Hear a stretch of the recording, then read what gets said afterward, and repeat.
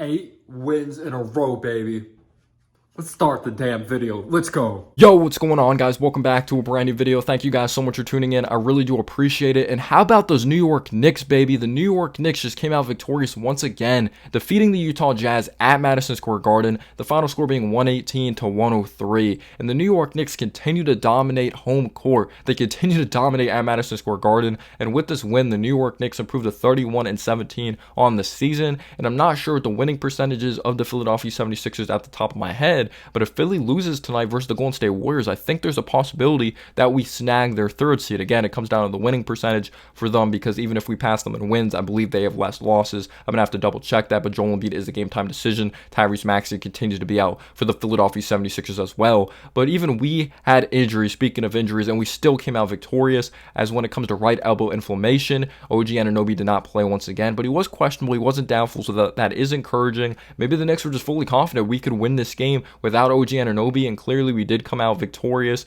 and we're going to need him versus Indiana. That's a high-flying offensive team, so I'm really interested to see how that matchup's going to be. Julius Randle continues to be out when it comes to his right shoulder injury as well, and I'm still not sure what the definite timetable is. Let me know down below in the comment section. If you do know, I'll comment it down below if I do end up finding out, because I haven't gone on Twitter today. But this felt like the Hornets game, and I just didn't think this was going to be a possibility, even though the Jazz are now one game under 500 and they were entering this game with a 500 record. They still have a fully healthy team, and they've struggled defensively lately, but they've still been putting up 120 plus points in the stretch, and we kept them in check, only allowing 103 points. Only allowing 103 points is very impressive in today's NBA, especially for a guy of Lauri Markkanen who's just been absolutely lighting it up, and we kept him in check in this basketball game. Only 14 points for Lauri Markkanen. Jordan Clarkson was pretty much a no-show in this game. And just talk about overcoming adversity, not just with the injuries, but we're going to be getting to the Villanova Wildcats, guys. I know Jay Wright smiling just ear to ear, former head coach of the Villanova Wildcats. His guys are Josh Hart,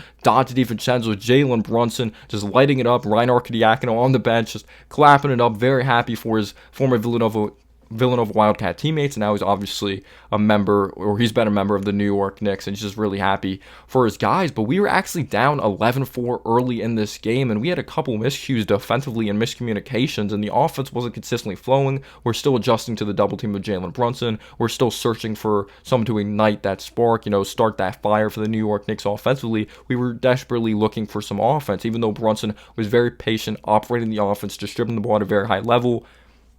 We were still looking for some pop, because early on it looked like Markkanen was going to get it going. He had 5 points early on. He had a very difficult three on the left wing off the dribble. He was in the right spot at the right time with the shot clock winding down on the baseline. He ended up hitting a mid-range jumper. We left John Collins open for three, so the defense was a little shaky for 2 minutes. But then outside of that, I actually thought our defense was a lot better, because we left Simone Fontecchio open for three a few times. Besides that, I really like the way the New York Knicks played defense on the perimeter, in the mid-range territory, not allowing them to consistently get the floaters, the way we defended the interior. But after that slow start, who ignited the frickin' spark? Dante DiVincenzo. Another great game for Dante DiVincenzo. I'm just gonna tell you guys the stat lines right now for the three former Villanova Wildcats. So you have Dante DiVincenzo, 33 points, 4 steals. He at least had a couple in that first quarter. He had 9 3-pointers. Just an unbelievable performance by Dante DiVincenzo. And he played fantastic defense, the way this dude was clogging the lanes. Josh Hart, fantastic defense, crashed the glass like a beast. He did a really good job facilitating, distributing the basketball, just getting tough buckets in transition, or just physicality getting to the rack. Triple-double, 10 points, 10 rebounds, 10 assists. And then you have Jalen Brunson, who was the main focal point of the offense. No Julius Randle, no OG Anunoby. Doesn't matter. Patient, poised, Colin Sexton trying to get in his head. Does not freaking matter. 29 points, exploded in that third quarter. He had 9 assists. He took care of the basketball. He was scoring from all 3 levels like he usually does. In the fourth quarter, he was just toying, getting to that fadeaway jumper. And then just the third quarter from 3, that and one off of a great defensive play by Dante DiVincenzo, getting to the floater, finishing with physicality. His versatility as an offensive player is insane. His 30-point streak games, like, that streak does not continue, but still, I don't care. The New York Knicks won. But I felt what really started the spark, obviously Dante DiVincenzo hit a 3 in the first quarter. He hit multiple threes. He had freaking 9 3-pointers, way beyond multiple threes. But when Colin Sexton was talking shit, we got a couple buckets early on. And I'm all with being a competitive player. I'm all with that. I love competitive players. I think Colin Sexton's an absolute dog. but his competitive spirits actually got the Garden crowd going and really just gave the New York Knicks a spark. But Dante DiVincenzo was the true spark. Colin Sexton was trying to operate outside on the perimeter, trying to create a perimeter jumper, or even work down the lane, trying to get to a mid-range stop and pop, because he's a versatile offensive scorer. He's a dog. We've seen his dog mentality, 5-on-3 when he's playing at Alabama, but Dante DiVincenzo on this defensive possession, moving his feet very well, good fundamentals. He wasn't biting for any of these hesitation moves or little herky-jerkiness by Colin Sexton. He stayed on his feet, good disciplined defense, great physicality, forced Colin Sexton to a very tough, difficult jumper outside on the perimeter, and that was a missed shot, and then Jalen Brunson ends up with the basketball in transition, makes a beautiful, unselfish read, kicking it out to Dante DiVincenzo in the corner. And after we were down 11-4, I believe we went on a 9-0 run. We ended up going on an insane run in that first quarter.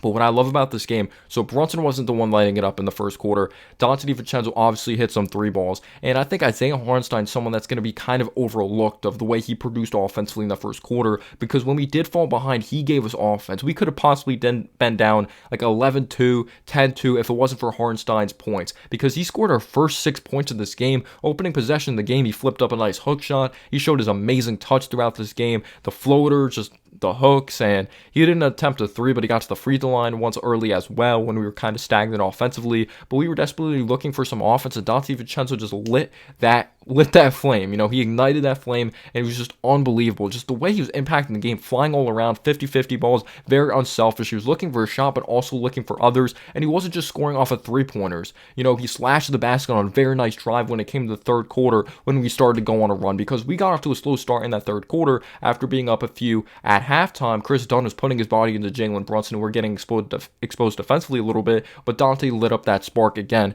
which was awesome.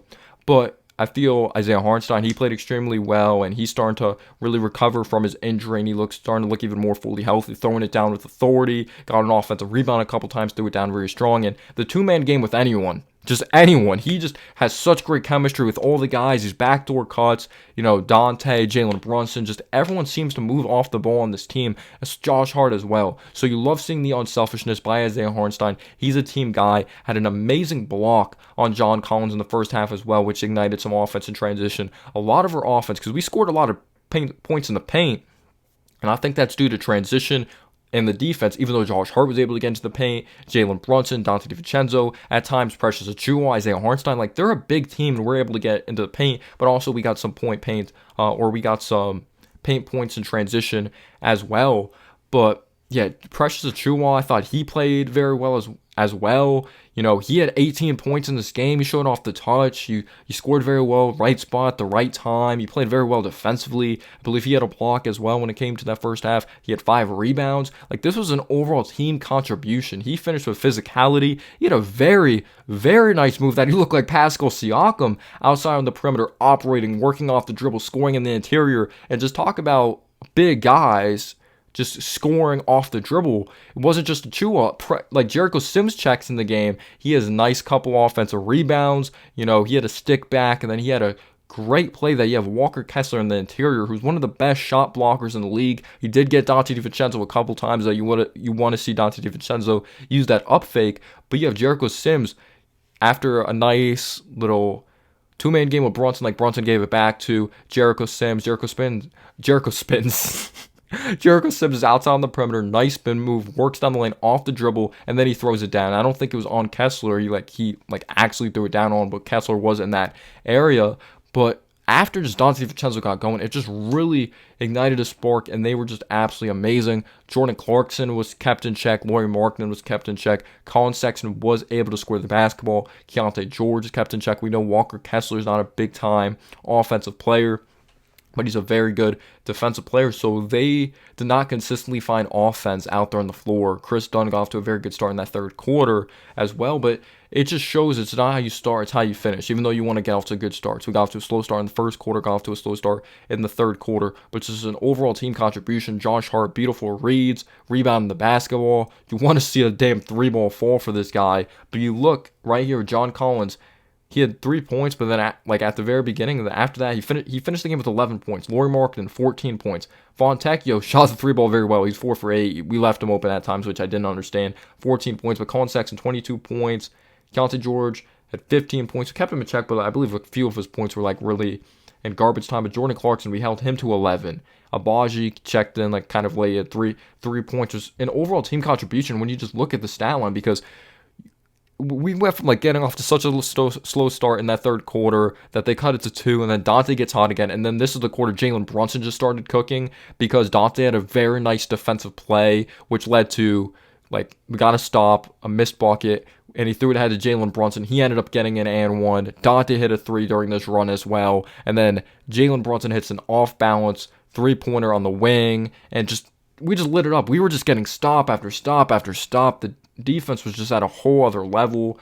And just reading off these box score here, when you look at it, Precious Achiuwa, he played 40 minutes, 8 of 13, did take a few threes. He was 0 for 3 from 3, 5 rebounds, 1 assist, 2 blocks, 18 points, only 3 fouls. Isaiah Harnstein, in 29 minutes, he had 14 points, 12 rebounds, 7 offensive rebounds, which you need to do up against this big team. I didn't realize he had that many. I knew he was good on the offensive glass, but 7 offensive rebounds. But yeah, 14 points, 12 rebounds, 2 steals, 1 block, 6 of 10. Jalen Brunson, 29 points, 9 assists, 10 of 23 from the field, 2 of 6 from 3, 7 of 8 from the free throw line, even at a block. I believe he had a block on Keontae George in that third quarter outside, or in the fourth quarter outside on the perimeter. Josh Hart, 10 points, 10 assists, 10 rebounds. You see he was over 3 from 3. He was 4 for 10 from the field. Dante DiVincenzo shot exactly 50%. This dude was just on fire. 33 points, 4 assists, 4 steals, 1 block, 9 of 15 from 3, 11 of 22 from the field. This dude just couldn't miss. He was unbelievable, the arc. And when he makes shots, I swear it's always a swish. He never rattles it in. But Jericho Sims, I felt he had an underrated game. His stats don't really equals production of what he did out there on the floor, because he only had 2 points, 4 rebounds. But if you watch the game, he played with a lot of energy. Dante played with a lot of energy. Just everyone did. McBride, he had 0 points. He didn't do obviously anything really offensively. He did have a really nice read, and he played some tough defense. So he really did play some tough defense. But you have Quentin Grimes with 12 points, 4 of 10 from the field, 2 of 6 from 3. I believe he hit a 3 in the first half and then a 3 in the second half. And then he did a really good job dribble penetrating in the second half. But a tale of 2 halves. Just an absolute tale of 2 halves. You know, slow start in the first quarter. Dante DiVincenzo just lights that spark, like just ignites a flame, and then it just leads to everyone getting involved. You know, we just did a very good job trusting the pass. Same thing in the third quarter when we got off to a slow start. Dante defense, just forcing turnovers left and right. Just unbelievable defense. Just the stat lines are just beautiful for every player. And I don't think we turned the ball over a lot either. They wanted to get Taj Gibson back in the game, and it says he didn't play any minutes, probably because he played like 30 seconds. Because they were chanting Taj. Just the crowd was unbelievable. And this was without OG. This is out without Randall. We do play the Pacers. That's going to be a very tough matchup. But you just got to be proud of this team. You got to be freaking proud of just how well we played defensively, offensively. Just everything. Just everything out there on the floor. We made our free throws. Just a great performance by the Knicks. Just Tom Thibodeau, he's going to do it anyway. But what the hell's Brunson out there? What the hell's Don? Alright, luckily for me, so I ran out of storage during this part, but this is when I was doing my outro anyway. Thank God. I appreciate you guys tuning in. Great win for the New York Knicks. Peace out, y'all.